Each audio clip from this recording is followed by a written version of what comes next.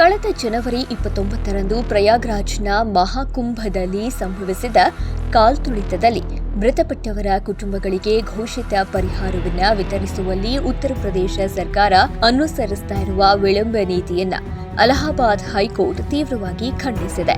ಉದಯ್ ಪ್ರತಾಪ್ ಸಿಂಗ್ ಅನೂರು ಸಲ್ಲಿಸಿದ ಅರ್ಜಿಯ ವಿಚಾರಣೆಯ ಸಂದರ್ಭದಲ್ಲಿ ನ್ಯಾಯಮೂರ್ತಿಗಳಾದ ಸೌಮಿತ್ರ ದಯಾಳ್ ಸಿಂಗ್ ಮತ್ತು ಸಂದೀಪ್ ಜೈನ್ ಅವರ ಪೀಠವು ಯೋಗಿ ಆದಿತ್ಯನಾಥ್ ಸರ್ಕಾರವನ್ನ ತರಾಟೆಗೆ ತೆಗೆದುಕೊಂಡಿದೆ.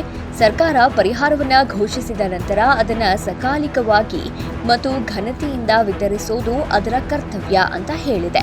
ಜೊತೆಗೆ ರಾಜ್ಯ ನಡೆಸುವ ವೈದ್ಯಕೀಯ ಕಾಲೇಜಿನಲ್ಲಿ ಯಾವುದೇ ಶವ ಪರೀಕ್ಷೆ ಅಂದರೆ ಆಟೋಪ್ಸಿ ಅಥವಾ ಮರಣೋತ್ತರ ಪರೀಕ್ಷೆ ಅಂದರೆ ಪೋಸ್ಟ್ ಮಾರ್ಟಮ್ ನಡೆಸದೆ ಕಾಲ್ತುಳಿತದ ಬಲಿಪಶುವೊಬ್ಬರ ಶವವನ್ನು ಅವರ ಕುಟುಂಬಕ್ಕೆ ಹಸ್ತಾಂತರಿಸಿರುವ ಬಗ್ಗೆಯೂ ನ್ಯಾಯಪೀಠ ಕಳವಳವನ್ನ ಹೊರಹಾಕಿದೆ.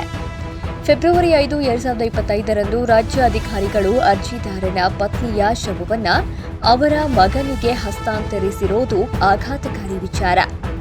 ಅಲ್ಲದೆ ಘಟನೆ ನಡೆದು 4 ತಿಂಗಳು ಕಳೆದರೂ ರಾಜ್ಯ ಘೋಷಿಸಿದ ಪರಿಹಾರದ ಯಾವುದೇ ಭಾಗವನ್ನ ಅರ್ಜಿದಾರನಿಗೆ ನೀಡಿಲ್ಲ ಅಂತ ಕೋರ್ಟ್ ತಿಳಿಸಿದೆ. ಸರ್ಕಾರಿ ವಕೀಲರು ವಾದಿಸಿ ಅರ್ಜಿದಾರನು ಯಾವುದೇ ಹಕ್ಕನ್ನ ಮಂಡಿಸಿಲ್ಲವಾದ್ದರಿಂದ ಇದನ್ನು ಪರಿಗಣಿಸುವ ಹಂತ ಇನ್ನೂ ಬಂದಿಲ್ಲ ಅಂತ ವಾದಿಸಿದ್ರು.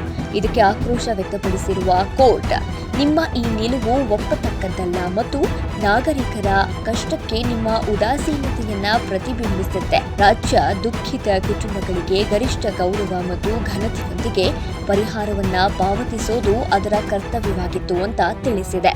ರಾಜ್ಯ ತನ್ನ ನಾಗರಿಕರ ರಕ್ಷಕ.